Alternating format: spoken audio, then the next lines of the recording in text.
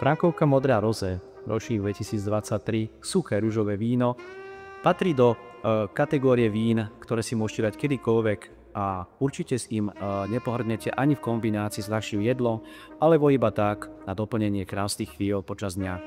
Ružové vína z odrody Frankovka Modrá sa vyznačujú krásnym malinovo-červeným až jemne granátovým farebným odtieňom s nádhernou lahúčkou aromatikou, ktorá pripomína najmä letné ovocie, maliny, jahody a pokiaľ sa trošku to víno podchladí, tak budete v ňom cítiť aj suchú citrónovú šutku. Chutí pomerne lahodné, svieže a jemno korenisté víno.